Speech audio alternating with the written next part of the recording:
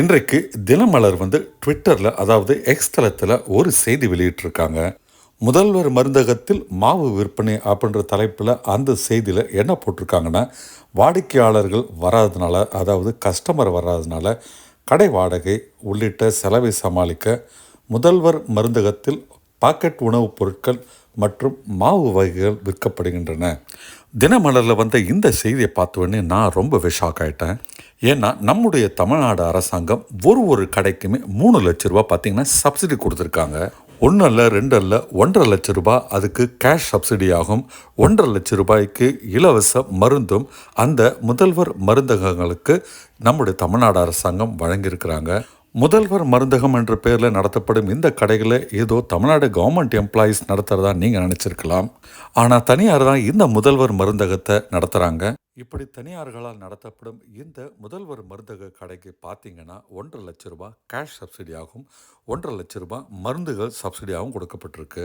மக்களுக்கு குறைந்த விலையில் மருந்துகள்லாம் கிடைக்கணுன்ற நல்ல நோக்கத்தோடு ஆரம்பிக்கப்பட்ட இந்த திட்டம் 2024 சுதந்திர தினத்தில் நம்முடைய முதல்வர் ஸ்டாலின் அவர்கள் அறிவித்தார்.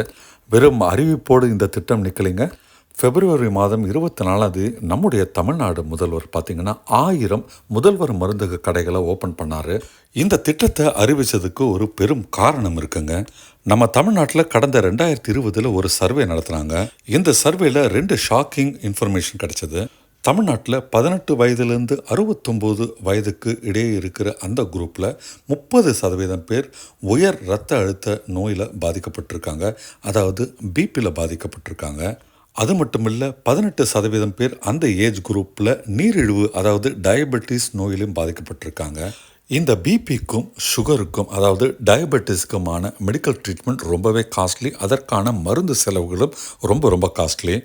இவர்களுடைய மருத்துவ செலவை குறைக்கணுன்ற உயரிய நோக்கத்தோடு நம்முடைய தமிழ்நாடு அரசும் முதல்வரும் சேர்ந்து அறிவித்த திட்டம் தான் முதல்வர் மருந்தகம் என்ற ஒரு அற்புதமான திட்டம். அந்த திட்டத்தின்படி பிஃபார்ம் மற்றும் டிஃபார்ம் படித்த இளைஞர்களுக்கு, அனுபவம் உள்ள இளைஞர்களுக்கு சொந்தமாக இடமோ இல்லை வாடகையில் இடமோ இருந்தால் அவர்களுக்கு உரிய சான்றிதழ் பெற்றிருந்தால் இந்த ஒரு திட்டத்தின்படி மருந்தகம் அமைக்க அரசாங்கம் உதவி செஞ்சாங்க. கடையை அமைக்கிறதுக்கு அதாவது இன்ஃப்ராஸ்ட்ரக்சருக்கு 1.5 லட்ச ரூபா பணம் தரப்பட்டது. அதை தவிர 1.5 லட்ச ரூபாய்க்கு இலவச மருந்துகளும் அந்த கடைகளுக்கு கொடுக்கப்பட்டது. மொத்தம் 3 லட்ச ரூபாய்க்கு அரசாங்கம் சப்சிடியாக இந்த முதல்வர் மருந்தக கடைக்கு கொடுத்துருக்குறாங்க. இது எல்லாமே சீட் கேபிட்டல் எனப்படும் ஒரு அடிப்படை இன்வெஸ்ட்மெண்ட்டாக அந்த கடைகளுக்கு அமையுது. அவங்களோட வேலை என்ன? இந்த மருந்துகளை குறைந்த விலையில் மக்களுக்கு, நாடி வரும் மக்களுக்கு கொடுக்கறது தான். ஆனால் இப்போது சேல்ஸ் கம்மியாக இருக்குன்றது ஒரு காரணத்துக்காக அந்த கடையில் மாவு விற்கிறதெல்லாம் நியாயமா? மாவு மட்டுமல்ல, பாக்கெட் உணவுப் பொருட்களும் விற்கிறதாக தினமலர் ரிப்போர்ட் பண்ணியிருக்கிறாங்க. அநேகமாக இந்த மருந்து கடைகளை பற்றி மக்களுக்கு அதிகம் இன்ஃபர்மேஷன் போய் சேராமல் இருக்கலாம். ஏன்னா சாதாரணமாக மருந்து கடைகளை பார்த்தீங்கன்னா ஈவினிங் கூட்டமாக மக்கள் மெடிசன் வாங்கிட்டு இருக்காங்க. அப்படி இருக்கும்போது முதல்வர் மருந்தகத்துக்கு மட்டும் ஏன் விற்பனை இல்லை? இந்த விஷயத்தை உடனே நம்முடைய அரசாங்கம் கையில் எடுத்து இதில் இருக்கிற பிரச்சனைகளை கலந்து நல்லபடியாக அந்த கடைகளை நடத்துறதுக்கு ஏற்பாடு பண்ணணும். மருந்து கடைகளில் உணவு பேக்கெட் விற்கிறது, மாவு பேக்கெட் விற்கிறதெல்லாம் ட்ரக்ஸ் அண்ட் காஸ்மெட்டிக்ஸ் ஆக்ட் படி கரெக்டானு தெரியல. நம்முடைய தமிழ்நாடு அரசாங்கம் விரைந்து நடவடிக்கை எடுத்தால் இந்த இன்வெஸ்ட்மெண்ட்டை காப்பாற்றலாம். இந்த கடைகளை நடத்துகிற பலனை மக்களும் முழு அளவில் பயன்படுத்தலாம். நண்பர்களே, உங்களோட கருத்து என்னன்றதை கமெண்ட்டில் சொல்லுங்கள். அடுத்த வீடியோவில் உங்களை நான் பார்க்குறேன். நன்றி.